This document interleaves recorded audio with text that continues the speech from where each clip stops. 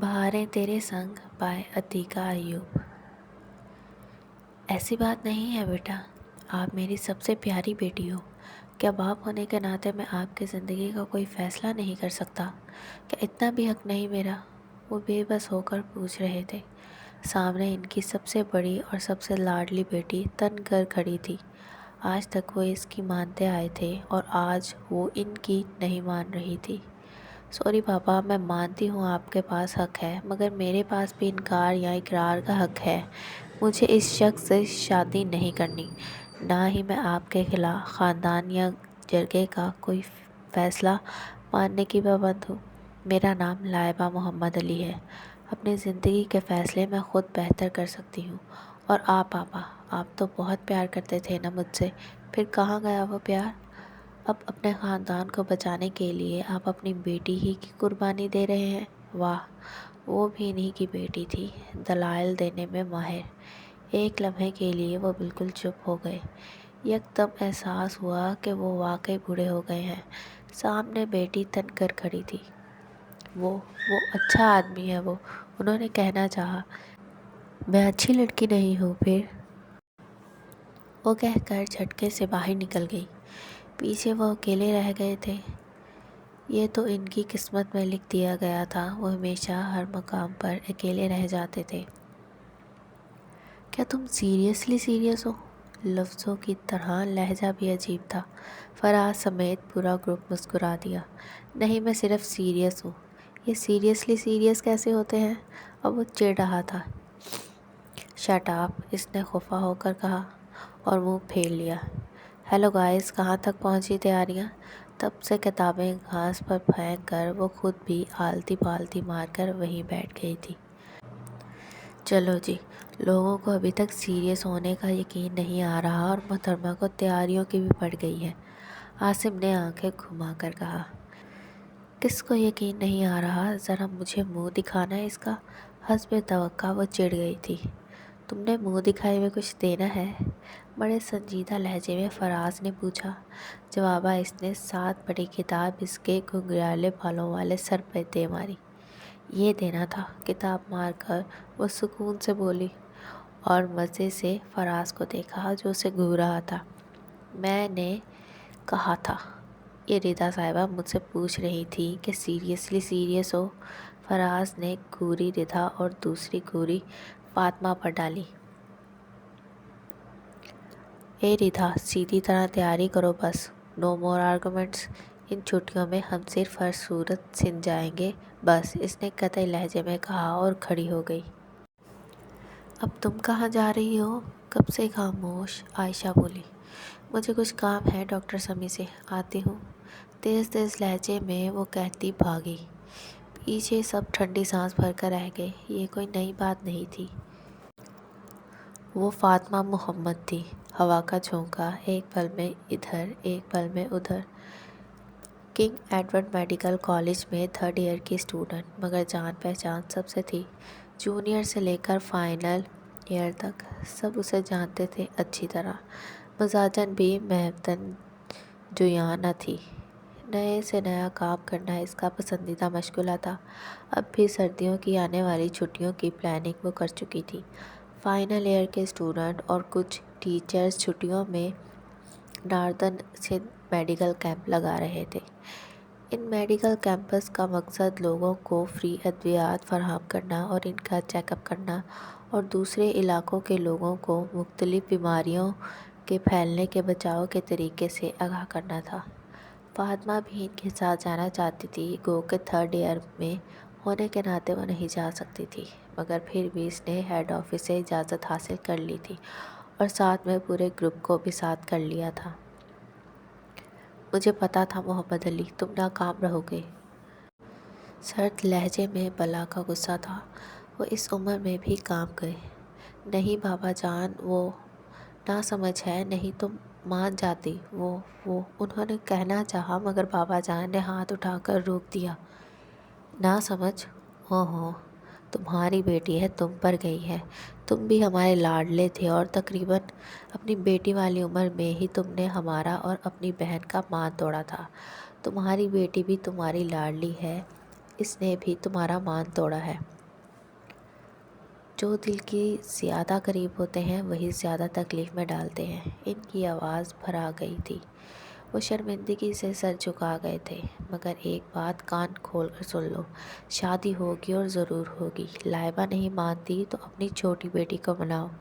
ایک بار پھر ان کی آواز میں چٹانوں والی سختی اتر گئی تھی اور محمد علی کے قدموں تلے زمین نکل گئی تھی۔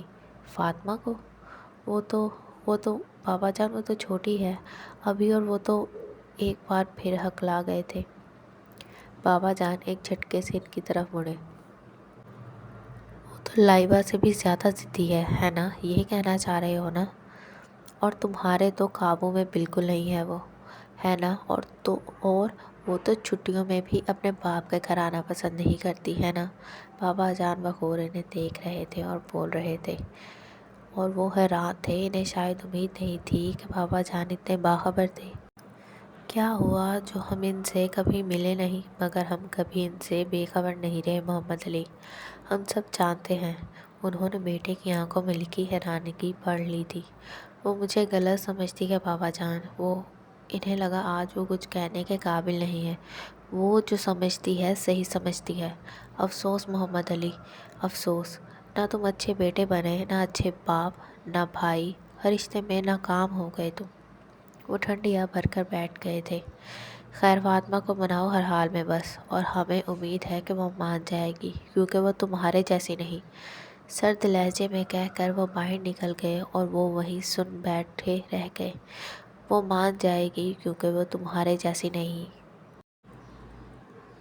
الفاظ نہیں، تھپڑ تھے جو بابا جان اس عمر میں ان کے منہ پر مار کے گئے تھے۔ ہر چیز کو جیتنے والے ہر چیز سے ہار رہے تھے۔ اف، ٹھنڈ بہت ہے، مجھے تو ٹینشن ہونے لگی ہے۔ زینب ہاتھ مل رہی تھی۔ پوری بس میں ہاہاکار مچی ہوئی تھی۔ ہائے، مجھے تو بہت مزہ آ رہا ہے۔ I am too excited. کل تک سیریس پوچھنے والی ریتا کو کچھ زیادہ ہی مزہ آ رہا تھا۔ آج 22 دسمبر کی صبح وہ نکل پڑے تھے۔ تھرڈ ایئر والوں نے اپنی الگ بس کروائی تھی۔ دونوں بسیں آگے پیچھے تھیں۔ ٹھنڈ بری طرح ہڈیوں میں گھس رہی تھی، مگر جوش میں کوئی محسوس نہیں کر رہا تھا۔ پوری بس میں شور و غل، ہنسی مذاق تھا۔ سندھ جانے والے سارے اسٹوڈنٹ اعلیٰ طبقے سے تعلق رکھتے تھے، زندگی کی ہر فکر سے آزاد لوگ، جنہوں نے زندگی میں ہر نعمت اپنے پاس پائی تھی۔ نہ انہیں غربت سے شروع ہونے والی لازوال اذیت کا اندازہ تھا، نہ زندگی کی دوسری تکلیفوں اور تلخیوں کا۔ ان کا پڑاؤ گھوٹکی اور گھوٹکی سے ملکت تھا، مختلف گاؤں میں تھا۔ وہ پہلی بار کسی پسماندہ علاقے میں جا رہے تھے، اور ان سب کی لیڈر فاطمہ محمد سب سے آگے تھی۔ بلو جینز، وائٹ ٹی شرٹ، اوپر سے بلیک اپر میں جاگرز پہنے، اونچی پونی ٹیل باندھے، گلے میں سرخ مفرل لپیٹے، وہ میڈیکل کی نہیں ایف ایس سی کی اسٹوڈنٹ لگ رہی تھی۔ سفید رنگت، سرخ ہوئی ناک، کانچ جیسی براؤن چمکتی آنکھیں اس کی خوشی ظاہر کر رہی تھی۔ وہ مختلف تھی، کالج کی سب سے سوشل اسٹوڈنٹ، مگر حیرت کی بات یہ تھی کہ وہ چھٹیوں میں بھی ہاسٹل میں رہتی تھی، بہت کم گھر جاتی تھی۔ سارا گروپ حیران ہوتا، لیکن اس سے پوچھنے کی ہمت کس کی تھی؟ فاطمہ، عاصم نے پیچھے سے آواز لگائی تو وہ تیزی سے مڑی۔ کیا ہے؟ حیرت سے پوچھا۔ پیچھے آؤ، انتاکشری کھیلتے ہیں۔ جواب علی نے دیا تھا۔ وہ سر ہلاتی پچھلی سیٹوں پر آ گئی تھی۔ کچھ دیر بعد ہی پوری بس گانوں کے شور سے گونج رہی تھی۔ وہاں ہنسی تھی، کہکے تھے اور خوشیاں تھیں۔ لٹا دی ہم نے ایسے، زندگی باپ کی کمائی ہو جیسے۔ رات گئے ان کی گاڑی اپنے گھر کے پورچ میں داخل ہوئی تھی۔ پورا اسلام آباد دھند میں لپٹا پڑا تھا۔ ایسی ہی دھند ان کے اپنے اندر بھی اتر رہی تھی۔ سلام صاحب، ملازم نے انہیں دیکھ کر کہا۔ جواباً انہوں نے سر ہلانے پر اکتفا کیا، پھر یکدم رکے۔ لائبہ بی بی کہاں ہے؟ انہوں نے ملازم سے پوچھا۔ یہ اپنے کمرے میں ہے، ادب بھرا جواب آیا۔ وہ سر ہلاتے آگے بڑھے، پھر ایک دم دوبارہ رکے۔ فاطمہ نہیں آئی؟ کچھ سوچتے ہوئے انہوں نے پوچھا۔ لہجہ تصدیق کرنے والا تھا، گویا تصدیق کر رہے ہوں کہ نہیں آئی نا۔ جی نہیں صاحب، ملازم نے بھکلا کر کہا۔ امید نہیں تھی کہ صاحب فاطمہ کا بھی پوچھ سکتے ہیں۔ وہ ہونٹ پیچھے سیڑھیوں کی طرف مڑ گئے۔ لائبہ کے کمرے کے سامنے سے گزرتے ہوئے جھانکا۔ وہ پرسکون نیند سو رہی تھی۔ وہ واقعی ان کی جیسی تھی۔ ایک تلخ مسکراہٹ ان کے ہونٹوں پر بکھر گئی تھی۔ ٹھنڈا سانس بھر کے وہ اپنے کمرے کی طرف آ گئے۔ میرا خیال ہے یہاں پڑاؤ ڈال لینا چاہیے، فائنل کے شہروز نے کہا۔ رات پڑ گئی تھی۔ وہ سندھ کی حدود میں تھے، شاید کھوٹکی کے کہیں آس پاس۔ یہ کون سی جگہ ہے؟ فاطمہ نے باہر جھانکا۔ سردیوں کی کالی رات چھا چکی تھی، باہر صرف تاریکی تھی۔ کوئی گاؤں ہے یہ بھی؟ ابھی ہم اپنی منزل سے 3-4 گھنٹے دور ہیں۔ وہاں جانا فی الحال ممکن نہیں، شہروز نے وضاحت کی۔ وہ سب سر ہلاتے اترنے لگے، ساتھ ہی کیمپنگ کا سامان بھی اتارنے لگے۔ ٹارچ کی روشنی میں بڑے بڑے درخت، دور تک پھیلی فصلیں عجیب ہیبت ناک منظر پیش کر رہی تھی۔ کیا کیمپنگ یہی کرنی ہے؟ فاطمہ نے فائنل ایئر کے سیار سے پوچھا، جو ٹھنڈ کے مارے ہاتھ رگڑ رہا تھا۔ ہاں ظاہر ہے، اس نے مختصر جواب دیا، مگر یہاں بہت ٹھنڈ ہے۔ ردا کپکپاتے لہجے میں بولی۔ تو اب گاؤں والے تمہارے لیے مہمان کھانے تو نہیں بنا کر بیٹھے؟ فراز نے خیمہ نصب کرتے ہوئے جواب دینا ضروری سمجھا۔ ٹیچرز کے خیمے لگ گئے تھے،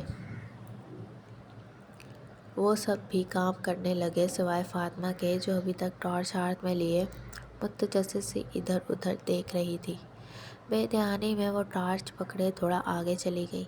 کھیتوں میں موجود بستی بہت دور تھی، کچے پکے مکانات، کسی مکان پر چمکتا مدھم بلب۔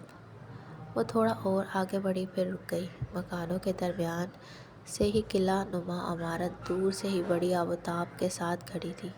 پوری عمارت تاریکی میں ڈوبی ہوئی تھی، ذرا سی بھی روشنی نہیں تھی۔ تھوڑی چاند کی روشنی میں یہ دیو ہیکل عمارت اور بھی خوفناک لگ رہی تھی۔ یہ کسی کا گھر ہے یا کوئی تاریخی عمارت؟ وہ بڑبڑائی۔ اتنے پسماندہ علاقے میں اتنی اونچی و وسیع عرض حدود عربے والی عمارت؟ اسے پھر سے تجسس ہوا۔ تاریکی میں ڈوبی عمارت دیکھ کر لگ رہا تھا شاید وہاں کوئی نہیں رہتا۔ تو پھر یہ عمارت کس کی ہے؟ کیا واقعی کوئی تاریخی محل ہے؟ انہی سوچوں میں وہ کافی آگے آ گئی تھی۔ بستی اب تھوڑی ہی دور تھی۔ ادھر وہ خیمے نصب کرتے تھکے ہارے آرام کے لیے لیٹ گئے تھے۔ ہو سکتا ہے یہ کسی گھوسٹ وغیرہ کی ملکیت ہو۔ اب کی سوچوں نے نیا رخ بدلا۔ رات کے 10 بجے تھے، مگر سردی کی وجہ سے تاریکی بہت زیادہ تھی۔ بھوت! او گاڈ! ایکسائٹڈ! ہو سکتا ہے آج میری بھوتوں سے ملنے کی خواہش پوری ہو ہی جائے۔ وہ پرجوش سی آگے بڑھ گئی۔ کیمپ بہت دور رہ گئے تھے۔ وہ بستی کے سامنے پہنچ گئی تھی۔ بستی سامنے آتے ہی وہ تیز تیز قدم اٹھاتی آگے بڑھ گئی۔ اندھیرے میں اس کا پاؤں کسی چیز سے ٹکرایا تھا۔ ٹارچ ہاتھ سے چھوٹ کر نیچے گری اور کرچی ہو گئی۔ Oh shit! Damn it! اس نے سارا غصہ اس پتھر پر نکالا جس سے پاؤں الجھا تھا۔ پھر جینز کی جیب سے موبائل نکالا اور اس کی ٹارچ آن کی۔ یکدم اسے اپنے پیچھے کسی سرسراہٹ کی آواز آئی۔ وہ جہاں کھڑی تھی وہیں جم گئی۔ پھر آہستہ سے مڑی اور دھک سے رہ گئی۔ سامنے 2 بڑے منہ والے کتے پورا منہ کھولے کھڑے تھے۔ شاید وہ ٹارچ کے گرنے کی آواز سن کر آ گئے تھے۔ اس کے منہ سے زوردار چیخ برآمد ہو رہی تھی، ساتھ ہی اس نے دوڑ لگا دی۔ ہیلپ! ہیلپ! ہیلپ! وہ چیخی۔ کئی گھروں کی لائٹیں آن ہوئی تھیں۔ کتے اس کے پیچھے تھے۔ اس کی جینز کا پاجامہ کتے کے منہ میں آ گیا تھا۔ وہ جتنا زور سے چلا سکتی تھی چلائی۔ اب احساس ہوا تھا کہ وہ کیمپ سے بہت دور آ گئی تھی۔ دوسرا پانچا بھی دوسرے کتے کے منہ میں آ گیا تھا۔ وہ پوری شدت سے چلا رہی تھی، تبھی فائرنگ کی آواز آئی۔ گولی کتے کو لگی تھی۔ وہ وہیں گر گیا۔ دوسرا بھاگ گیا تھا اور وہ خود بھی وہیں گر گئی تھی۔ جھاڑیوں سے کتے کے بھاگنے کی وجہ سے ٹانگ سے خون رس رہا تھا۔ مڑ کر اس نے فائرنگ کرنے والے کو بھی دیکھا۔ آنکھوں سے زور قطار سے آنسو بہہ رہے تھے۔ آنکھوں پر روشنی پڑنے پر اس نے اوپر دیکھا تھا۔ روشنی دکھانے والا نہیں، صرف روشنی نظر آ رہی تھی۔ کون ہو تم؟ تم یہاں کیا کر رہی ہو؟ گمبھیر آواز میں پوچھا گیا تھا۔ پوچھنے والا اب قریب ہی بیٹھ گیا تھا۔ بندوق ایک طرف رکھ کر وہ اس کی طرف مڑا۔ میں اس سے بولا نہیں گیا تھا۔ ہاتھ ٹانگ پر تھا اور تم زخمی ہو۔ Very sad. یہ کتے اجنبیوں پر حملہ کرتے ہیں، اس نے تعصب سے کہا اور اس کا ہاتھ پیچھے کر کے زخم دیکھنے لگا۔ وہ اپنے آنسو صاف کر رہی تھی۔ مجھے واپس جانا ہے، اس نے بھرائی ہوئی آواز میں کہا۔ مقابل نے چونک کر سر اٹھایا، پھر ساکت ہو گیا۔ ٹارچ کی روشنیوں میں گالوں پر بکھرتے آنسو، بھیگی کانچ سی آنکھیں۔ واپس کہاں جانا ہے؟ اس نے پوچھا۔ کیمپ میں، اس نے کہا۔ نچلا ہونٹ دانتوں تلے تھا۔ اوہ، کوئی ٹرپ آیا ہے کیا؟ کہاں ٹھہرا ہے؟ اس نے طویل سانس لے کر پوچھا۔ گاؤں سے تھوڑی دور۔ وہ تکلیف سے ہونٹ کھینچ رہی تھی۔ اوہ، اوکے، اٹھو، تمہارے بینڈیج کر دیتا ہوں، پھر چھوڑ آؤں گا۔ اس نے اپنا ہاتھ آگے کیا۔ وہ ہاتھ پکڑ کر کھڑی ہو گئی۔ گن اٹھا کر اس نے کندھے پر ڈالی اور آگے بڑھ گیا۔ وہ ساتھ گھسٹتی جا رہی تھی۔ کہاں لے جا رہے ہو مجھے؟ کچھ خیال آنے پر اس نے پوچھا۔ گھر، اس نے مختصر جواب دیا۔ مجھ سے چلا نہیں جا رہا، اس نے روحان سے لہجے میں کہا۔ اب کہ وہ اس کی طرف مڑا اور اسے سہارا دیا۔ جینز، شرٹ اور اپر میں، اگر گاؤں والے اس لڑکی کو اس حلیے میں دیکھ لیں تو؟ وہ تصور کر کے مسکرا دیا۔ وہ ہونٹ بھینچ گئی، اسے الجھن ہو رہی تھی۔ اتنی ڈرپوک اور بزدل تو نہیں تھی وہ۔ تھوڑی دیر بعد وہ اسی شاندار عمارت کے سامنے کھڑے تھے۔ اسے ایک دم یاد آ گیا کہ وہ اسی عمارت کے پیچھے آئی تھی، مگر کوئی تاریکی میں ڈوبی ہوئی نہیں تھی۔ بتیاں جل رہی تھیں۔ یہ تمہارا گھر ہے؟ وہ اسی کوبی ہیکل گیٹ کی طرف بڑھا دیکھ کر بولی۔ جی ہاں، اس نے پھر مسکرا کر جواب دیا۔ شاید بات بات پر مسکرانا اس کی عادت تھی۔ اوہ، اس کے منہ سے ٹھنڈی سانس نکل گئی۔ اندر خاموشی کا راج تھا۔ گیٹ سے داخل ہوتے ہی اسے پورچ میں کھڑی گاڑیاں نظر آئی تھیں۔ سائڈ پر وسیع و غرض لان بھی تھا۔ پورچ کے آگے شاندار قلعہ نما عمارت تھی۔ وہ پورچ کی طرف بنے چھوٹے سے کمرے کی طرف بڑھا۔ اندر داخل ہو کر اسے کرسی پر بیٹھنے کا اشارہ کیا اور الماری سے فرسٹ ایڈ باکس نکالنے لگا، جبکہ وہ خاموش نظروں سے ادھر ادھر دیکھنے لگی۔ تھوڑی دیر بعد وہ آ کر نیچے بیٹھا اور بینڈیج کرنے لگا۔ تب اس نے بہوش سامنے والے کا جائزہ لیا۔ بلیک شلوار سوٹ پر پہنی گئی بلیک جرسی میں اس کا لمبا قد بیٹھنے کی حالت میں بھی نمایاں ہو رہا تھا۔ ماتھے پر بکھرے سیاہ بال، کھڑی ناک۔ وہ اچھا خاصا خوبصورت شخص تھا اور پڑھا لکھا بھی لگ رہا تھا اپنی گفتگو سے۔ تم کون ہو؟ کیا نام ہے تمہارا؟ یہاں کیوں رہتے ہو؟ زخم کو تھوڑا سکون ہوا تو اس نے سوالوں کی برسات کر دی۔ وہ فرسٹ ایڈ باکس بند کر رہا تھا، اب اس کے سوال سن کر ایک بار پھر مسکرایا تھا۔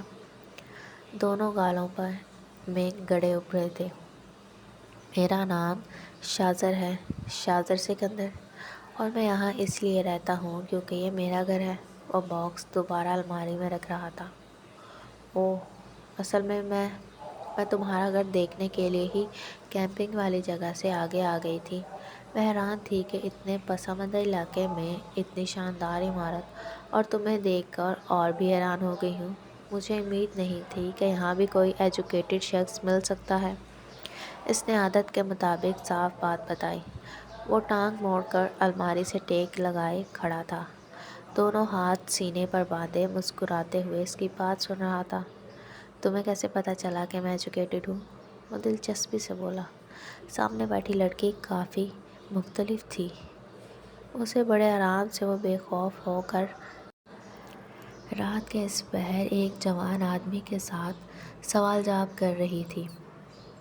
اگر گاؤں والے یا حویلی والے دیکھ لیتے تو؟ وہ بغور اسے دیکھ رہا تھا۔ تمہاری گفتگو سے پتہ چلا اور تمہارے بینڈیج کرنے سے، اس نے الجھتے لہجے میں کہا۔ وہ اس کی بے وجہ مسکراہٹ میں الجھ رہی تھی۔ گڈ، اس نے داد دی۔ کیا کرتے ہو تم؟ مطلب کتنا پڑھے ہو؟ اس نے اگلا سوال کیا۔ وہ مڑ کر اب ہیٹر آن کر رہا تھا۔ میں ڈاکٹر ہوں۔ جاب تو شہر کے ہسپتال میں ہے، مگر یہاں گاؤں میں بھی کلینک ہے۔ ہیٹر آن کر کے اس نے دوبارہ الماری کھول لی تھی اور الیکٹرک کیٹل نکال رہا تھا۔ اوہ واو، گریٹ! مجھے امید نہیں تھی کہ تم ڈاکٹر بھی ہو سکتے ہو۔ حیرت اور جوش سے اس کی آواز بلند ہو گئی۔ وہ مسکرا دیا۔ کیوں، اس میں اتنی حیرانگی کی کیا بات ہے؟ الیکٹرک کیٹل میں پانی ڈال کر اس نے سوئچ آن کر دیا۔ نہیں، میرا مطلب ہے کہ مجھے اندازہ نہیں تھا کہ یہاں اس پسماندہ سے علاقے میں۔ وہ بھی کہہ ہی رہی تھی کہ اس نے ہاتھ اٹھا کر روک دیا۔ مائنڈ اٹ، یہ پسماندہ علاقہ نہیں ہے، اس نے سختی سے کہا۔ وہ بے اختیار چپ ہو گئی۔ سوری، تمہیں برا لگا، میں تو بس… اس نے فوراً اپنی عادت کے مطابق غلطی تسلیم کر لی۔ وہ ایک بار پھر مسکرا دیا۔ نہیں، مجھے برا نہیں لگا، میں نے جسٹ تمہیں بتایا ہے۔ اس کے چہرے پر وہی مسکراہٹ لوٹ آئی تھی۔ وہ چائے بنا چکا تھا۔ تمہیں پتہ ہے، میں بھی میڈیکل کی اسٹوڈنٹ ہوں۔ اس نے چائے کا مگ پکڑتے ہوئے انکشاف کیا، مگر سامنے والے کے چہرے پر کوئی حیرانگی نہیں تھی۔ میں جانتا ہوں، وہ مسکرا کر بولا اور اس کے سامنے ہی بیٹھ گیا۔ کیا؟ تم کیسے جانتے ہو؟ اس نے حیرت سے پوچھا۔ ایک دم خیال آیا تھا کہ کہیں وہ بھوت تو نہیں۔ خیال آتے ہی وہ سمٹ سی گئی۔ رات کے اس پہر اس کی مدد کرنے والا، اس عجیب سی حویلی میں لانے والا اور پھر سب کچھ جاننے والا یہ بھوت ہی ہو سکتا تھا۔ خوف کی لہر اس کے پورے وجود میں دوڑ گئی۔ میں وہ نہیں ہوں جو تم سمجھ رہی ہو، وہ ہنستے ہوئے بولا۔ شاید وہ اس کا چہرہ پڑھ رہا تھا۔ نہیں، میں تو کچھ بھی نہیں سمجھ رہی، اس نے خود کو سنبھالا۔ ہاں ہاں ہاں، وہ کھل کر ہنسا۔ ان فیکٹ تمہارے شولڈر پر کنگ ایڈورڈ کا کارڈ چپسا ہے۔ اس سے پتہ چلا مجھے، اس نے ہنستے ہوئے وضاحت کی۔ فاطمہ کے حلق سے بے اختیار طویل سانس نکلی۔ اور کوئی نہیں ہے کہ تمہارے گھر میں؟ فاطمہ نے چائے کا گھونٹ لیتے ہوئے اگلا سوال کیا۔ ہے نا، امی ہیں، پھوپھو ہیں، کاکی جان، آغا جان اور میرے کزن، اس نے مسکراتے ہوئے بتایا۔ اور تمہارے فادر؟ فاطمہ نے چونک کر پوچھا۔ پوری لسٹ میں اس نے فادر کا نام نہیں لیا تھا۔ شاہزر کے چہرے پر ایک دم دکھ بھری سنجیدگی ابھر آئی۔ وہ حیات نہیں ہے، اس نے آہستگی سے کہا۔ اوہ، آئی ایم سوری، وہ بے اختیار بولی۔ کمرے میں کچھ لمحوں کے لیے سکوت چھا گیا تھا۔ تمہارا نام کیا ہے؟ خاموشی شاہزر نے توڑی۔ یہ اس کا اب تک کے عرصے میں اس سے پہلا سوال تھا۔ فاطمہ، اس نے بتایا۔ پورا نام بتاؤ، آدھا نام انسان کی پہچان نہیں ہوتا۔ اس کی مسکراہٹ ایک بار پھر لوٹ آئی تھی۔ فاطمہ محمد، اس نے بھی مسکرا کر جواب دیا۔ اوہ، نائس نیم، وہ پرستائش لہجے میں بولا۔ فاطمہ کی مسکراہٹ گہری ہو گئی۔ تم اکیلی اس طرف؟ اکیلی آنے والی جگہ نہیں ہے، خاصے خطرناک علاقے ہیں۔ اس نے بات کا رخ موڑا۔ میں بس اس عمارت کو دیکھنے کے شوق میں پھنسی ہوں، اس نے لمبا سانس لے کر کہا۔ مگر میں نہیں جانتی تھی کہ یہاں اتنے خطرناک کتے ہیں۔ تو میری چیخیں سن کر جاگے تھے کیا؟ فاطمہ نے پوچھا۔ ہاں، میں سمجھا گاؤں کا کوئی آدمی پھنس گیا ہے، اس نے وضاحت کی۔ فاطمہ چائے ختم کر چکی تھی۔ کیا تم مجھے چھوڑ آؤ گے واپس؟ مگ رکھ کر اس نے پوچھا۔ Sure, why not? وہ بھی مگ رکھ کر کھڑا ہو گیا، پھر ہاتھ بڑھا کر اسے کھڑا کیا۔ ٹھہرو، ٹھنڈ بہت ہے باہر، میں شال لے کر آتا ہوں تمہارے لیے، وہ تیز لہجے میں کہتا باہر چلا گیا۔ تھوڑی دیر بعد وہ واپس آیا تو ہاتھ میں سرخ سندھی کڑھائی والی شال تھی۔ اوہ، یہ بہت خوبصورت ہے۔ وہ شال اس کے کندھے پر ڈال رہا تھا جب وہ بے اختیار بولی۔ وہ ہولے سے ہنس پڑا۔ تم سے زیادہ خوبصورت نہیں، اس نے مسکراتے ہوئے کہا۔ فاطمہ نے جھٹکے سے سر اوپر اٹھا کر دیکھا۔ شاید اسے اس فکرے کی امید نہیں تھی، مگر مقابل کے چہرے پر بلا کا سکون تھا۔ یوں جیسے اسے خبر ہی نہ ہو کہ وہ کیا کہہ گیا تھا۔ چلیں، اس نے فاطمہ کی آنکھوں کے آگے ہاتھ لہرایا تھا۔ ہاں چلو۔ وہ ہونٹ پیچ کر پیچھے چل دی۔ گاڑی میں بیٹھتے ہی گرمائش کا احساس ہوا تھا۔ تھوڑی ہی دیر بعد وہ کیمپوں کے قریب پہنچ گئے تھے۔ تھینک یو سو مچ شاذر، اس نے پہلی بار اس کا نام لیا۔ اگر تم نہ ہوتے تو، وہ کہہ رہی تھی، تو کوئی اور ہوتا یقیناً۔ And please I don't like formalities. یہ تھینک یو، ویلکم وغیرہ وغیرہ مجھے پسند نہیں۔ اس نے مسکراتے ہوئے اس کی بات کاٹی۔ You are so sweet, really especially your smile. Fatima نے بے اختیار اس کی مسکراہٹ کو سراہا۔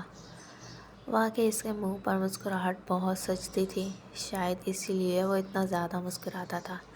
فاطمہ کی بات پر اس کی مسکراہٹ اور گہری ہو گئی۔ اب میں تمہیں تھینک یو نہیں کہوں گا، اس نے کہا، اور پھر دونوں ہنس پڑے۔ کیا ہم پھر مل سکتے ہیں؟ فاطمہ نے بے اختیار ہو کر پوچھا۔ اسے اپنی کیفیت سمجھ میں نہیں آ رہی تھی۔ آج تک وہ اتنی شدت سے کسی کی طرف مائل نہیں ہوئی تھی۔ کالج میں کسی کی مجال نہیں تھی کہ اسے کوئی کچھ کہہ دیتا۔ ایک بار ویلنٹائن ڈے پر ایک لڑکے نے اسے پھول دینے کی جرأت کر لی تھی، پھر تو سب کے سامنے اس کی جو عزت افزائی اس نے کی تھی، اس کے بعد سب فاطمہ کا نام سن کر کانوں کو ہاتھ لگاتے، مگر آج شیور وائی ناٹ، مجھے خوشی ہوگی تم سے دوبارہ مل کر۔ وہ پھر مسکرا رہا تھا۔ یا اللہ، اس شخص کی مسکراہٹ! فاطمہ نے اس کا فون نمبر لے لیا، پھر اسے دعوت دی کہ وہ بھی ان کے کیمپ جوائن کر کے انہیں گائیڈ کرے، کیونکہ وہ اس علاقے کا رہنے والا تھا۔ اس نے مسکراتے ہوئے یہ پیشکش بھی قبول کر لی۔ اوکے بائے، گڈ نائٹ، وہ کہہ کر گاڑی سے اتر گئی۔ بائے، شب بخیر۔ شاذر نے گاڑی سٹارٹ کی اور چلا گیا۔ وہ دیر تک وہیں کھڑی اس کی گاڑی کو دھند میں گم ہوتے دیکھ رہی تھی۔ پھر کچھ خیال آنے پر اس نے کندھے پر پڑی شال تھامی۔ وہ شال واپس نہیں لے کر گیا تھا، اور فاطمہ نے اپنی زندگی میں پہلی بار شال اوڑھی تھی۔ شال اچھی طرح اپنے گرد لپیٹ کر وہ کیمپ کی طرف بڑھ گئی۔ اس کا نیا تازہ ایڈونچر اتنا برا بھی نہیں تھا۔ فاطمہ بی بی تو سندھ گئی ہیں صاحب، کسی ٹرپ وغیرہ کے ساتھ، ہاسٹل کا چوکیدار معذبانہ لہجے میں بتا رہا تھا۔ سندھ؟ ان کے منہ سے بے یقینی سے نکلا۔ وہ اسلام آباد سے لاہور آئے تھے فاطمہ کے لیے؟ جی صاحب، وہ بہت سارے لوگ گئے ہیں، چوکیدار بھکلا گیا۔ سندھ کے کن علاقے میں گئے ہیں؟ ان کا لہجہ تشویش سے بھر تھا۔ پتہ نہیں صاحب، ہم وارڈن کو بلا لاتے ہیں، ان سے پوچھ لیے، چوکیدار نے کہا اور مڑ گیا۔ تھوڑی دیر بعد وہ لوٹا تو ساتھ میں ایک گدھیڑ عمر عورت تھی۔ وہ سندھ میڈیکل کیمپ لگائے ہیں انہوں نے، گھوٹکی کے علاقے میں، لوگوں میں اویئرنیس پھیلانے کے لیے، وارڈن بتا رہی تھی، اور وہ بس گھوٹکی پر اٹک گئے تھے۔ گھوٹکی؟ بامشکل ان کے منہ سے نکلا۔ جی گھوٹکی میں، اور گھوٹکی کے گردنواں میں۔ وارڈن نے ایک اور بم ان کے سر پر پھوڑا۔ وہ سر پکڑے رہ گئے۔ کیا ہوا، آپ ٹھیک تو ہیں؟ وارڈن اور چوکیدار اکٹھے بولے۔ ہاں، آہستہ سے بولے اور پھر مڑ گئے۔ یہ بات طے تھی کہ فاطمہ نے ہمیشہ وہ کام کرنا ہوتا جو وہ نہیں چاہتے تھے۔ وہ بے بس ہو کر گاڑی چلا رہے تھے۔ ابھی تو انہوں نے فاطمہ سے بات بھی نہیں کی تھی، اور وہ بات کرنے سے پہلے ہی وہ شیروں کی کچار میں پہنچ چکی تھی۔ کتنا ہینڈسم ہے نا شاذر! ردا دور فراز کے ساتھ کھڑے شاذر کو دیکھ رہی تھی۔ ہینڈسم بھی اور سویٹ بھی، یہ عائشہ تھی۔ فاطمہ چپ چاپ سب کے تبصرے سنتی جا رہی تھی۔ اور بہت اچھا گائیڈ بھی تو ہے، کتنا گھل مل گیا ہے۔ کل تو پروفیسر سمیع بھی تعریف کر رہے تھے۔ یہ نمرہ تھی۔ شاذر پہ وہ محاورہ پورا اترتا تھا، آ گیا اور چھا گیا۔ پچھلے 3 دنوں سے وہ ان کے ساتھ تھا۔ ان کے ساتھ ان نے 4 دیہاتوں میں کیمپ لگایا، ان کی رہنمائی کی، یہاں کے لوگوں کی نفسیات سے آگاہ کیا، ان سے کیسے پیش آنا ہے، کیا کرنا ہے، اس سب میں وہ ان کے ساتھ تھا۔ اپنی محسوس مسکراہٹ، نرم لہجے اور سنہری آنکھوں کے ساتھ وہ ہر کسی کے دل میں اتر گیا تھا۔ ہر بندے کے منہ سے اس کی تعریف تھی۔ مگر فاطمہ چپ چپ تھی۔ اسے اچھا نہیں لگ رہا تھا یہ سب۔ جب سے شاہزر ان کے ساتھ تھا، 2-4 عام سی باتوں کے علاوہ ان دونوں میں کوئی بات چیت نہیں ہوئی تھی۔ وہ ہر کسی کو وقت دے رہا تھا برابر۔ آج وہ گھوٹ کے آ گئے تھے۔ ارادہ تھا کہ آرام کریں گے۔ پچھلے 3 دنوں سے وہ پچھلے ہر گاؤں میں کیمپ لگا کر آئے تھے۔ کیا ہوا تمہیں؟ ریتا نے اس کا شانہ ہلایا۔ کچھ نہیں، وہ بیزاری سے بولی۔ بڑے دنوں بعد سورج نکلا تھا۔ سنہری دھوپ جسم کو سکون بخش رہی تھی۔ فراز اور شاہزر سب لڑکے سمیت ان کی طرف ہی آ رہے تھے۔ کیا خیال ہے کرکٹ میچ ہو جائے؟ فراز نے آ کر کہا۔ وہ سب پرجوش ہو کر کھڑی ہو گئیں، البتہ فاطمہ وہیں بیٹھی رہی۔ شاہزر نے گہری نظر اس کے بیزار چہرے پر ڈالی۔ کیا ہوا تمہیں؟ وہ پوچھے بنا نہ رہ سکا۔ فاطمہ نے چونک کر اسے دیکھا، پھر منہ پھیر لیا۔ کیا ہوا ہے؟ وہ وہیں چٹائی پر اس کے ساتھ بیٹھ گیا۔ باقی سب بھی متوجہ ہو گئے۔ پتہ نہیں کیا ہوا ہے اسے، چپ چپ پھر رہی ہے، ریتا نے کہا۔ فراز، علی اور باقی سب بھی وہیں بیٹھ گئے۔ کیا ہوا فاطمہ؟ وہ سب پریشان ہو گئے۔ وہی تو جان تھی ان کے گروپ کی۔ کچھ نہیں، ویسے ہی بس، اس نے جھکے سر کے ساتھ ہی کہا۔ شاہزر بغور اسے دیکھ رہا تھا۔ نہیں، کچھ تو ہوا ہے، بتاؤ نا پلیز، علی اصرار کر رہا تھا۔ کچھ نہیں ہوا یار۔ وہ کھڑی ہو گئی۔ 1 منٹ میں اس کے چہرے کے تاثرات بدلے تھے۔ ایک بندے کے پیچھے وہ اپنے اتنے پیارے دوستوں کا دل نہیں دکھا سکتی تھی۔ چلو کرکٹ کھیلتے ہیں، وہ مسکراتے ہوئے بولی۔ ان سب نے یاہو کا نعرہ لگایا۔ وہ عائشہ، علی، کمال، احمد، رابعہ، فراز یہ ایک ٹیم میں تھے۔ شاہزر، فراز، شہروز، ریتا، نادیہ، لاریب، اسامہ، عدنان دوسری ٹیم۔ باقی سب ناظرین کا کردار ادا کر رہے تھے۔ شاہزر کی ٹیم بیٹنگ کے لیے آئی تھی۔ فراز اور شاہزر دونوں اوپنر آئے تھے اور خوب اسکور کر رہے تھے۔ دونوں کی جوڑی جم کر پیچ پہ کھڑی تھی۔ آؤٹ ہی نہیں ہو رہا تھا کوئی۔ علی کی گیند پر شاہزر نے شاٹ لگایا اور رن لینے کے لیے بھاگا۔ دوسری طرف سے فاطمہ گیند پکڑنے کے لیے آگے کو بھاگی اور پیچ کے عین درمیان میں وہ شاہزر سے ٹکرا کر بری طرح نیچے گری۔ شاہزر وہیں رک کر اس کے پاس بیٹھ گیا۔ Oh sorry, I am really sorry, تم ٹھیک ہو؟ وہ معذرت کر رہا تھا۔ ادھر سے علی نے گیند وکٹ پر پھینک کر اسے رن آؤٹ کر دیا۔ گراؤنڈ میں ہو ہو کا شور مچ گیا تھا۔ تم آؤٹ ہو گئے ہو، میں ٹھیک ہوں، تمہیں اپنا رن بنانا چاہیے تھا، فاطمہ نے اسے یاد دلایا۔ اٹس اوکے، وکٹ تم سے زیادہ اہم نہیں۔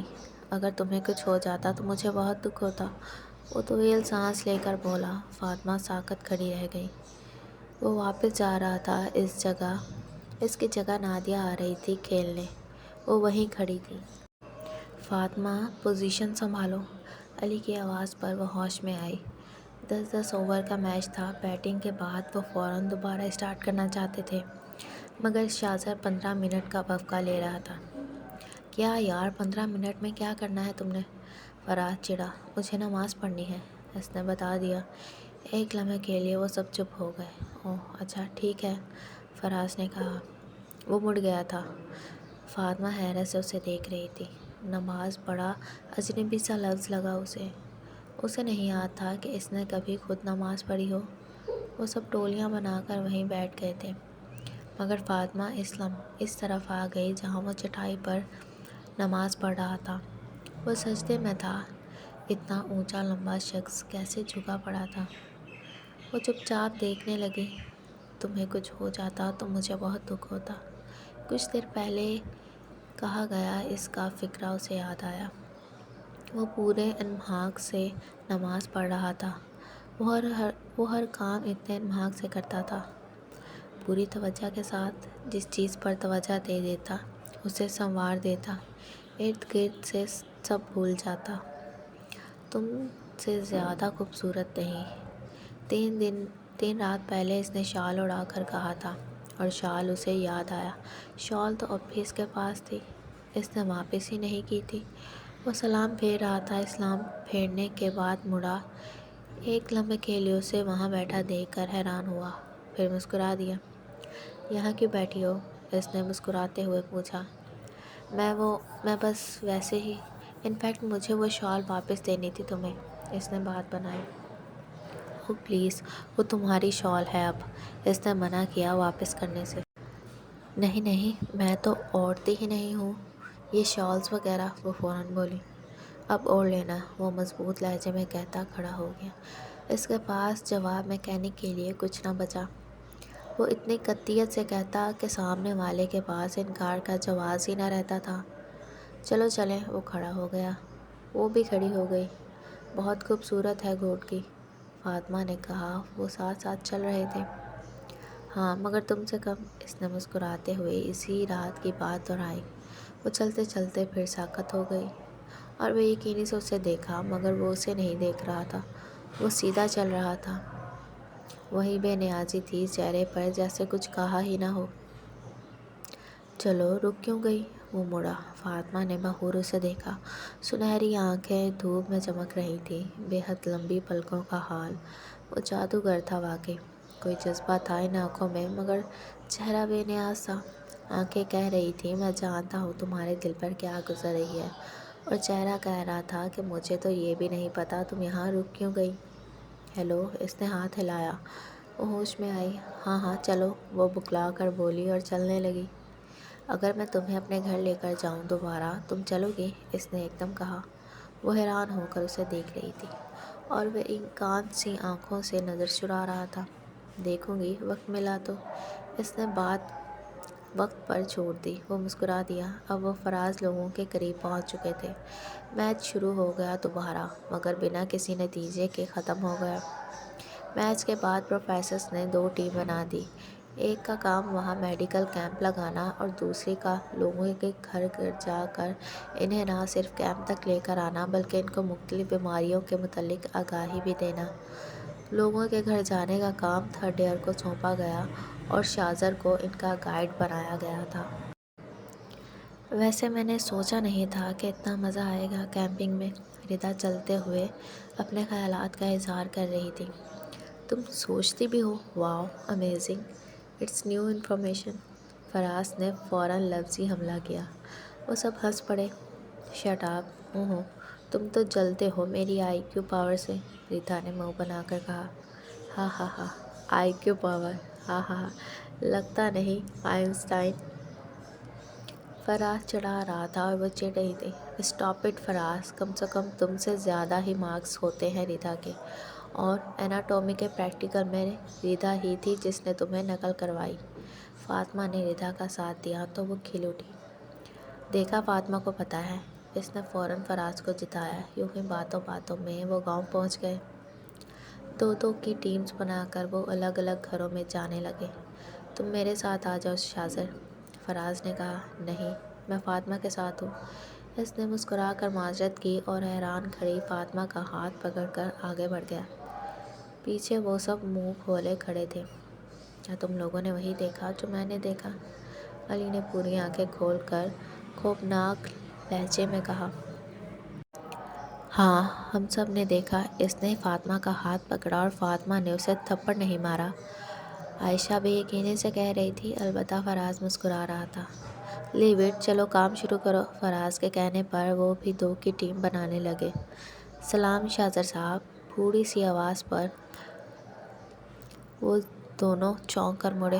وعلیکم السلام قدیر خان، کیسے ہو؟ بابا، شراز کرم جوشی سے اس میلے کچیلے بڈھے کے گلے لگ گیا۔ فاطمہ کو کراہت سی آئی۔ یہ پتہ نہیں کون تھا، اور گھوٹکی میں بھی شاذر کو جانتا تھا، حالانکہ شاذر کا گاؤں تو گھوٹکی سے کافی فاصلے پر تھا۔ کچھ دیر بعد وہ مل ملا کر فارغ ہوا اور پلٹا۔ سوری، اس نے معذرت کی۔ اٹس اوکے، یہ کون تھا؟ اس نے حیرت سے پوچھا۔ یہاں میرا ننیال ہے گھوٹکی میں، میرے ننیال میں ملازم تھا یہ، اس نے وضاحت کی تو وہ سر ہلاتی ایک گھر میں داخل ہو گئی۔ سب لوگ شاذر کو جانتے تھے وہاں۔ وہ جس گھر میں بھی گئی، سب بہت عزت محبت اور پیار سے ملے۔ سامنے پھر شاذر کے گھر جیسی ہی شاندار عمارت تھی۔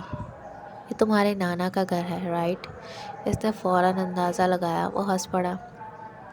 ہاں آؤ، اس نے کہا اور اندر لے آیا۔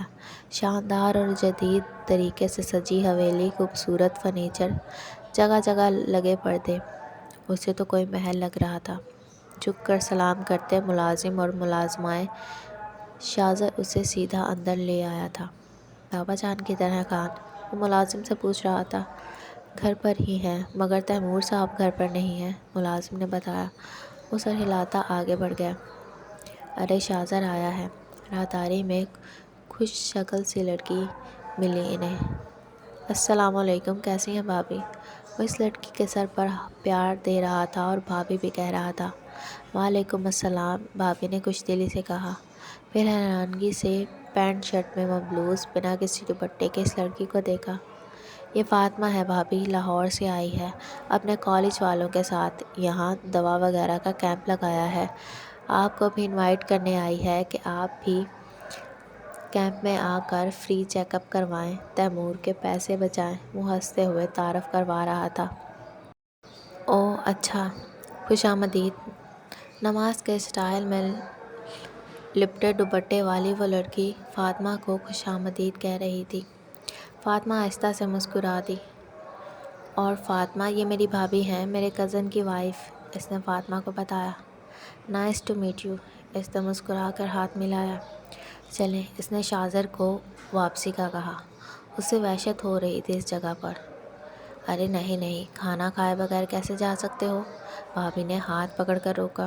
نہیں بھابھی، پھر آئیں گے، سب کو دعوت دی تو سوچا آپ کو بھی دیتے جائیں۔ شاذر نے اس کا چہرہ پڑ چکا تھا، جبھی بھابھی سے معذرت کی اور خدا حافظ کہہ کر پلٹ آیا۔ ابھی وہ راہداری سے نکل ہی رہے تھے کہ سامنے ایک بزرگ آ گئے۔ سفید سوٹ، پشاوری چپل، ہاتھ میں چھڑی اور بارکب چہرہ۔ شاذر ان کو دیکھ کر رک گیا، وہ بھی مجبوراً رک گئی۔ السلام علیکم بابا جان۔ شاذر ان کے گلے لگ گیا تھا، مگر ان کی آنکھیں فاطمہ پر ساکت تھیں۔ بے تاثر وہ بے اختیار گھبرا سی گئی۔ وعلیکم السلام، تم آج کیسے راستہ بھول گئے؟ انہوں نے مسکرا کر نواسے کا شانہ تھپکا، مگر آنکھیں اب بھی فاطمہ پر تھیں۔ شاذر نے وہی تعارف کروایا اس کا جو بھابھی سے کروایا تھا۔ بابا جان نے آگے بڑھ کر اپنا نحیف ہاتھ اس کے سر پر رکھا۔ ان کا ہاتھ کانپ رہا تھا۔ فاطمہ بھی ساکت تھی، پہلی بار کسی نے اس کے سر پر یوں سے ہاتھ رکھا تھا۔ اس نے گھبرا کر سر اٹھایا، آنکھیں بابا جان کی آنکھوں سے ملیں۔ اسے لگا بابا جان کی آنکھیں نم تھیں۔ جیتی رہو، خوش رہو، انہوں نے سر تھپک کر ہاتھ ہٹا لیا۔ وہ کچھ نہ بول سکی، عجیب سی کیفیت ہو رہی تھی اس کی۔ شاذر نے بابا جان سے اجازت مانگی، مگر انہوں نے ہاتھ اٹھا کر روک دیا۔ جانتا ہوں کہ تمہیں بہت جلدی ہے جانے کی، انہوں نے شاذر سے کہا، پھر فاطمہ کو دیکھا، مگر یہ بیٹی پہلی بار آئی ہے، ایسے خالی ہاتھ تو نہیں جانے دیں گے نا، انہوں نے کہا اور ساتھ ہی ملازم کو آواز دی۔ فاطمہ نے کچھ کہنے کے لیے ہونٹ کھولے، مگر بابا جان نے ہاتھ اٹھا کر روک دیا۔ کچھ دیر بعد ملازم ہاتھ میں چنگیر پکڑے آیا۔ بڑی سی تھال جیسی چنگیر میں چادر تھی۔ انہوں نے شیشیوں والی مہرون چادر اس کے حوالے کی۔ وہ انکار کرنا چاہتی تھی، صاف صاف منع کرنا چاہتی تھی، مگر نہ کر سکی۔ اس نے کبھی دوپٹہ تک نہ سر پر لیا تھا، چادر تو کہاں لینی تھی، مگر پھر بھی اس نے پکڑ لی۔ شکریہ، مدھم لہجے میں کہہ کر اس نے چادر تھام لی۔ بابا جان نے دوبارہ ہاتھ اس کے سر پر رکھا اور پھر آگے چلے گئے، جبکہ وہ عجیب سی کیفیت میں کھڑی شاذر کے ساتھ باہر آ گئی۔ ہائے کتنی پیاری چادر ہے، وہ سب کے سب چادر پر پل بھرے۔ کاش میں چلی جاتی شاذر کے ساتھ، ردا کو نیا صدمہ لاحق ہوا۔ اے میڈم، وہ خود فاطمہ کو لے کر گیا تھا، تم کہاں سے چلی جاتی؟ نادیہ نے اسے خوابوں سے باہر نکالا۔ رات کے وقت وہ کیمپ میں تھی اور چادر پر تبصرے ہو رہے تھے۔ البتہ چادر جسے ملی تھی وہ بستر پر گری پڑی تھی۔ تمہیں نہیں لگتا کہ فاطمہ کچھ عجیب ہو گئی ہے؟ عائشہ دور کی کوڑی لائی۔ اس خیمے میں صرف لڑکیاں تھیں اور سمجھ رہی تھیں کہ فاطمہ سو گئی ہے۔ خیر وہ تو شروع سے ہی عجیب و غریب ہے، سارا کو عائشہ کی بات سے ہمیشہ ہی اختلاف ہوتا تھا۔ مگر تم کچھ بھی کہو، کوئی نہ کوئی بات ہے ضرور۔ تم نے نوٹ کیا شاہزر فاطمہ کا بہت خیال رکھتا ہے؟ عائشہ اب بھی اس بات پر قائم تھی۔ ہاں یہ تو میں نے بھی دیکھا ہے۔ بات ریتا کے منہ میں ہی رہ گئی۔ فاطمہ اٹھ کر بیٹھ گئی۔ وہ سب ڈر گئیں، مگر جب فاطمہ نے کانوں میں لگے ہیڈ فون اتارے تو سب نے بے اختیار ان سب نے سکون کا سانس لیا۔ ہیلو، کیا باتیں ہو رہی ہیں؟ وہ بولی۔ کچھ نہیں، ہم یہ چادر دیکھ رہے تھے، بہت خوبصورت ہے۔ ریتا نے فوراً بات بدلی۔ ہاں وہ تو ہے۔ اس نے سر ہلایا، اٹھ کھڑی ہوئی۔ تم کہاں جا رہی ہو؟ اس وقت عائشہ نے پوچھا۔ مجھے کچھ کام ہے، آتی ہوں۔ ہمیشہ کی طرح وہ بات چھپا گئی، البتہ کانچ جیسی آنکھوں میں پھیلی سرخی بتا رہی تھی کہ وہ پریشان تھی۔ باہر آئی تو نظر آگ کے گرد بیٹھے فراز لوگوں پر پڑی۔ اسے دیکھتے ہی انہوں نے ہاتھ ہلایا۔ اس نے بھی جواباً ہاتھ ہلایا اور ساتھ ہی دیکھ بھی لیا کہ شاہزر وہاں نہیں تھا۔ وہ قریب آ گئی۔ شاہزر کہاں ہے؟ اس نے فراز سے پوچھا۔ وہاں موجود سب کے ہونٹوں پر معنی خیز مسکراہٹ پھیل گئی، جسے سب نے فوراً ہی چھپا لیا۔ وہ نماز پڑھ رہا ہے پیچھے، فراز نے اشارہ کر کے بتایا۔ وہ سر ہلاتی خیموں کے پیچھے آ گئی، جہاں وہ اکیلا رکوع میں تھا۔ وہ ساکت کھڑی دیکھ رہی تھی۔ پورے چاند کی روشنی میں اس کے پرکشش چہرے پر بلا کا سکون تھا۔ وہ پوری توجہ سے نماز میں مگن تھا۔ کیوں ہے یہ اتنا پرسکون، اتنا ٹھنڈا؟ اسے الجھن ہونے لگی۔ آخر ایسا سکون مجھے کیوں نہیں ملتا؟ مگر اس کے پاس اس کی فیملی ہے، اتنے پیارے لوگ ہیں، اور میرے پاس؟ وہ سوچے جا رہی تھی۔ فیملی؟ یہ وہ چیز تھی جس کے لیے وہ اپنی 21 سالہ زندگی میں پل پل ترسی تھی۔ پاپا جو ہو کے بھی اس کے نہ تھے، اور نانا دادا پتہ نہیں کہاں تھے وہ سب لوگ۔ اسے تو کچھ خبر ہی نہیں تھی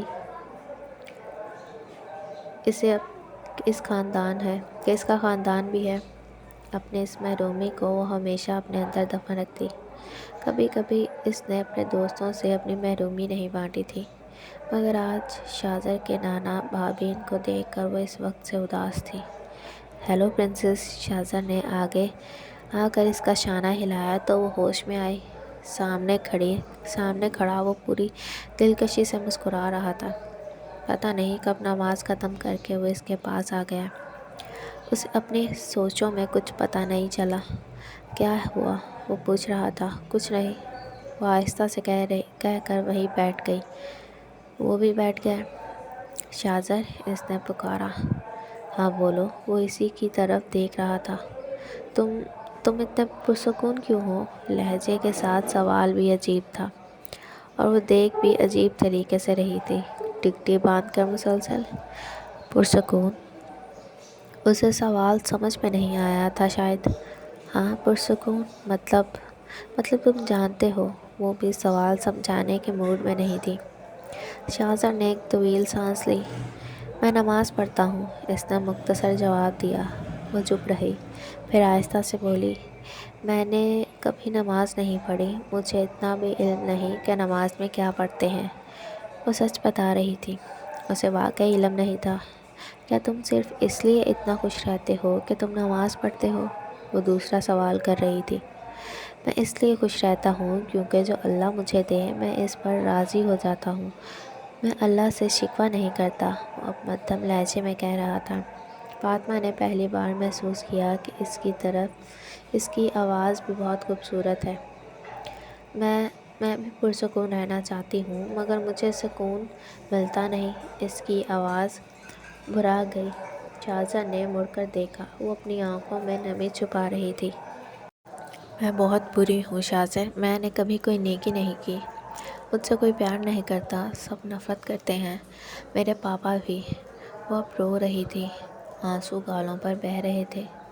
زندگی میں پہلی بار وہ اپنے ذاتی احساسات کسی کو بتا رہی تھی۔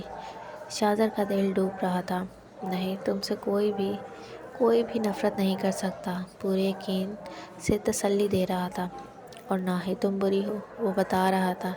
اس کے رونے میں تیزی آ گئی تھی۔ کب کی چھپی محرومیاں اب اداسیاں پانی بن کر نکل رہی تھیں۔ میرے پاپا اس کے منہ سے سسکیاں نکل رہی تھیں۔ میرے پاپا نفرت کرتے ہیں مجھ سے، منحوس سمجھتے ہیں مجھے۔ وہ پھوٹ پھوٹ کر رو پڑی۔ ایسا کچھ نہیں ہے، پیرنٹس کبھی بھی اپنے بچوں سے نفرت نہیں کرتے۔ اس نے ہونٹ بھینچ کر ہاتھ اس کے سر پر رکھا۔ رونے سے کوئی مسئلہ حل نہیں ہوتا، چپ ہو جاؤ، مجھے تکلیف ہو رہی ہے، وہ سادگی سے کہہ رہا تھا، ساتھ ہی ساتھ اس کا سر تھبک رہا تھا۔ وہ ایک بار پھر ساکت ہوئی تھی۔ اٹھو، چلو جا کے سو جاؤ، ایویں ڈپریس نہیں ہو جاتے۔ پاگل لڑکی، تمہیں نہیں پتا تم کتنی سویٹ ہو، تم سے کبھی کوئی نفرت نہیں کر سکتا، وہ کہہ رہا تھا۔ فاطمہ کے آنسو خود بخود رکنے لگے۔ وہ واقعی جادوگر تھا۔ باقی رہی بات پاپا کی، تو وہ اتنی پیاری بیٹی سے نفرت نہیں کر سکتے، کوئی اور وجہ ہوگی۔ تم انہیں محبت دو، دیکھنا تمہیں بھی محبت ملے گی۔ اب وہ اسے ہاتھ پکڑ کر کھڑا کر رہا تھا۔ وہ کسی معمول کی طرح کھڑی ہو گئی۔ وہ ویسے ہی پکڑ کر خیمے تک لے آیا تھا۔ جاؤ، سو جاؤ، اور ہاں، اگر کبھی نماز نہیں پڑھی تو اب شروع کرو، تمہیں سکون ملے گا، یہ میرا نہیں اللہ کا وعدہ ہے۔ اس نے پھر اس کا سر تھپکا اور مسکرایا۔ اب رونا نہیں سویٹ پرنسس، اور نہ ہی الٹا سیدھا سوچنا۔ جاؤ، سو جاؤ، شاباش۔ اس کے ذہن کے سارے جالے وہ اپنی نرمی سے اتار چکا تھا۔ اسمائل، اس نے مسکرا کر کہا۔ وہ بے اختیار مسکرا دی۔ گڈ گرل، چلو ریسٹ کرو۔ وہ ہنسا تھا، پھر خدا حافظ کہہ کر مڑ گیا۔ وہ چپ کھڑی دیکھتی رہی۔ اس نے کبھی نہیں سوچا تھا کہ کبھی اسے بھی کوئی اتنا اچھا لگے گا، مگر شازا نے اس کی سوچ بدل ڈالی تھی۔ وہ مسکراتے ہوئے لیٹ گئی۔ زندگی میں پہلی بار کوئی اتنی پرواہ کر رہا تھا۔ وہ خوش تھی، بے حد خوش۔ کیا بات ہوئی تمہاری فاطمہ سے؟ فون پر بابا جان پوچھ رہے تھے اور وہ چپ تھے۔ محمد علی، ہم تم سے پوچھ رہے ہیں کہ کیا تم نے فاطمہ سے بات کی یا نہیں؟ ان کا لہجہ معنی خیز تھا۔ بابا جان، وہ ان کی سمجھ میں نہیں آ رہی تھی کہ وہ کیسے کہیں۔ وہ گاڈ کی پہنچ گئی ہے، یہی کہنا چاہتے ہو تم؟ ان کا لہجہ اب چیلنج کرنے والا تھا۔ وہ ساکت رہ گئے۔ بابا جان، ان کا لہجہ بھرا گیا تھا۔ کیسے بے بس ہوئے بیٹھے تھے وہ آج خود چل کر ہماری حویلی آئی تھی محمد علی، اور آئی بھی پتہ ہے کس کے ساتھ تھی؟ سکندر کے بیٹے کے ساتھ۔ انہوں نے گویا بم پھوڑا، اور محمد علی کو لگا جیسے کسی نے ان کے حواس سلیب کر لیے ہوں۔ موبائل ان کے ہاتھ سے چھوٹ گیا تھا۔ دوسری طرف بابا جان ہیلو ہیلو کر رہے تھے، مگر وہ صوفے پر گر گئے تھے۔ آنکھوں کے سامنے ماضی کی فلم چلنے لگی تھی۔ 25 سال پہلے وہ بزنس کی تعلیم حاصل کرنے لاہور گئے تھے۔ بابا جان کی 3 اولادیں تھیں، عمر علی، زاہدہ علی اور محمد علی۔ محمد علی نہ صرف چھوٹے تھے بلکہ لاڈلے بھی بہت تھے۔ خاندان میں ان کے جیسا خوبصورت اور پڑھا لکھا بھی کوئی نہیں تھا۔ اسی چیز نے انہیں مغرور کے ساتھ ساتھ خود سر بھی بنا دیا تھا۔ ان کے خاندان میں بچپن میں ہی رشتے طے کر دیے جاتے تھے۔ بابا جان نے اپنے بھائی کی بیٹی سلمیٰ اور سکندر سے محمد علی اور زاہدہ کا رشتہ طے کر رکھا تھا۔ وہ ابھی تعلیم حاصل کر رہے تھے جب ان کی بہن زاہدہ رخصت ہو کر سکندر کے گھر چلی گئی۔ تعلیم کے دوران ہی انہیں راتبہ پسند آ گئی، پڑھی لکھی، خوبصورت، خوش اطوار۔ انہیں ایسا ہی شریک سفر چاہیے تھا، قابل جوان کے ساتھ ساتھ قدم قدم کر چل سکے، اور وہ خصوصیات راتبہ میں تھی۔ سلمیٰ تو چٹی ان پڑھ تھی۔ انہوں نے دبے لفظوں میں بابا جان سے اپنی پسند کا اظہار کیا، مگر بابا جان نے صاف انکار کر دیا۔ وہ اصولوں کے پکے تھے، اپنی ضد پر ڈٹے رہنے والے۔ وہ بھی ان کا ہی بیٹا تھا۔ انہوں نے لاہور آ کر راتبہ سے کورٹ میرج کر لی، اور حویلی والوں کو ہوا بھی لگنے نہ دی۔ 3 سال گزر گئے تھے، ان کی ایک بیٹی بھی پیدا ہو گئی، لائبہ۔ پھر ان ہی دنوں حویلی میں ان کی اور سلمیٰ کی شادی کا شور مچا۔ بابا جان نے انہیں حویلی بلایا اور ساتھ میں راتبہ اور لائبہ کو بھی لے گئے۔ ایک بیوی اور بچی کے ساتھ جب وہ حویلی میں داخل ہوئے تو حویلی والوں پر قیامت ٹوٹی تھی۔ دونوں خاندانوں میں دشمنی کی فضا پیدا ہو گئی۔ ان کی بہن زاہدہ اور اس کے بیٹے شازر کا داخلہ سکندر کے گھر والوں نے حویلی میں بند کر دیا۔ زاہدہ کا میکے سے بالکل رشتہ ٹوٹ گیا، اور سلمیٰ کو ताउम्र अब कवारी इनके नाम पर बैठना था। चंद दिन खूब बहस हुई। बाबा जान ने इन्हें आग कर दिया और पोती और बहू को कबूल नहीं किया। इधर सलमा के मामले पर सिकंदर इनके पास बात करने आए कि वो सलमा से अक़द सानी कर ले। इस बात पर वो भड़क उठे। लड़ाई इतनी बढ़ी कि इनके हाथों पिस्तौल चल गई और गोली सीधा सिकंदर के दिल पे जा लगी। जब इन्हें होश आया तब तक बहुत देर हो चुकी थी। सिकंदर अल्लाह को प्यारा हो गया था। इसके बाद दुश्मनी इंतहा को पहुंच गई। सिकंदर के भाई इनकी जान लेने के दर पर थे। जरगा बिठाया गया और फैसला किया गया कि खून का बदला खून। ऐसे में बाबा ने अपने बेटे को बचाने के लिए खून बहा में इनकी बेटी को सिकंदर के बेटे से मंसूब कर दिया। वो कुछ ना कर सके। अगर बेटी ना देते तो अपनी जान जाती। उन्होंने चुपचाप सर झुका दिया और तय पाया कि वो शाहज़र की तालीम मुकम्मल होने के बाद वो इनकी बेटी से निकाह करेगा। वो हार कर हवेली से निकले। फिर अपनी बेटी को देख कर रोते। फिर फ़ातिमा पैदा हुई। जिस दिन वो पैदा हुई रताबा अल्लाह के पास चली गई। वो बिल्कुल अकेले हो गए। इन्हें फ़ातिमा के वजूद से चिढ़ होने लगी। वो लाइबा को प्यार करते थे बस जबकि फ़ातिमा आया के सहारे पली बढ़ी। फिर वक्त गुज़रता गया। फ़ातिमा पढ़ाई में बहुत अच्छी थी। जब वो मेरिट पर किंग एडवर्ड गई तब इन्हें एहसास हुआ कि वो अपनी दूसरी बेटी के साथ बहुत नाइंसाफ़ी कर गए हैं। मगर तब तक फ़ातिमा इनसे बदज़न हो चुकी थी। वो किंग एडवर्ड गई तो फिर न लौटी और वो अल्फाज ही ढूंढते रह गए उसे मनाने के लिए। इन्हें हमेशा ही देर हो जाती थी। फिर बाबा जान का फ़ोन आ गया एक दिन के 23 साल पहले किया गया वादा वो पूरा करने का वक्त आ गया है। उन्होंने लाइबा के बहुत लाड उठाए थे। फिर बाबा जान ने भी बताया कि शाहज़र बहुत अच्छा लड़का है। इन्हें उम्मीद थी कि लाइबा मान जाएगी मगर वो इन पर गई थी। मकाफ़ाते अमल हुआ था। जैसे वो अपने बाप को जवाब देकर आए थे ऐसे ही उन्होंने जवाब पा लिया था। बाबा ने कहा कि फ़ातिमा को मनाओ और फ़ातिमा मानने से पहले ही शाहज़र के पास थी। कैसे मिली वो शाहज़र को, कब, कहाँ, वो सोच रहे थे। माज़ी की यादों से इनकी आंखों में आंसुओं की झड़ी लग गई थी। वो रो रहे थे बेतहाशा। अपनी ज़िंदगी में उन्होंने बहुत कुछ खो दिया था। बेबसी से उन्होंने आसमान की तरफ आंखें उठाई। रदाबा बहुत याद आ रही थी और सीने के बाएं जानिब दर्द बढ़ता जा रहा था। मैं इतना भी बुरा नहीं था या अल्लाह। फिर मेरे साथ इनकी हिचकी निकल गई। साथ ही हाथ सीने पर आ गया। मारे तकलीफ़ के रंग सुर्ख हो गया था। उन्होंने मदद के लिए किसी को बुलाना चाहा मगर इनकी आवाज़ ना निकल सकी। वो वहीं गिर पड़े थे खुद से मुकम्मल बेखबर। कैंप में दाखिल होते ही उसे झटका लगा था। वाइट ओवरकोट, खुले बाल, चश्मा लगाए, गले में स्टेथोस्कोप लटकाए वो फ़ातिमा ही थी जो किसी बूढ़ी औरत का ब्लड प्रेशर चेक कर रही थी। धूप किनारों से होकर इसके रुखसारों पर पड़ रही थी और वो सुर्ख हुए पड़े थे। वो बेख्तियार मुस्कुरा दिया। इसने पहली बार उसे डॉक्टर के हुलिये में देखा था वरना वो तो पैंट शर्ट में ही होती थी। बाल भी आज पहली मर्तबा खुले थे और ग्लासेस से पहली मर्तबा लगे देखे थे। हेलो डॉक्टर, मुझे भी चेकअप करवाना है। मेरी बारी कब आएगी? वो शरारत से बोला। वो चौंक कर मुड़ी। पूरे कैंप में हर कोई मसरूफ़ था। इसने देखा सुनहरी आंखों में शरारत कूट कूट कर भरी हुई थी। सॉरी, आपको इंतज़ार करना पड़ेगा, मैं बिज़ी हूँ बहुत।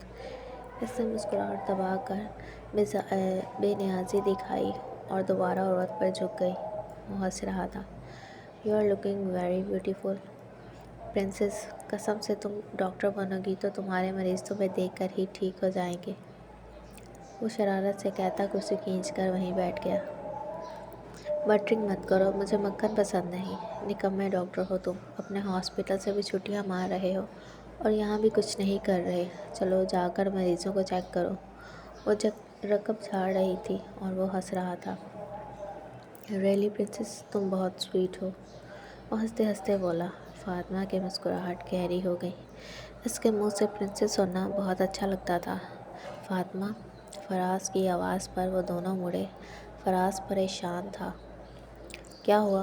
फ़ातिमा का दिल एकदम धड़का किसी अनहोनी के एहसास से। وہ تمہارے پاپا۔ فراز کو الفاظ نہیں مل رہے تھے۔ وہ بے اختیار آگے بڑھی۔ ایک فراز ہی جانتا تھا اس کی فیملی کے متعلق۔ دونوں فیملی فرینڈز تھے، بچپن کے دوست۔ تمہارے پاپا کو، وہ تمہیں فون کر رہے تھے، تم نے نہیں اٹھایا۔ وہ تمہارے پاپا کو ہارٹ اٹیک ہوا ہے۔ لائبہ کا فون۔ الفاظ فراز کے منہ میں تھے جب اس کے حلق سے چیخ نکلی تھی، فاطمہ، فاطمہ۔ فراز اور شہزاد دونوں آگے بڑھے مگر وہ اپنے حواس برقرار نہ رکھ سکی۔ وہیں لہرا کر فراز کے بازوؤں میں گر گئی تھی۔ ہسپتال کے کوریڈور میں موت کا سکوت طاری تھا۔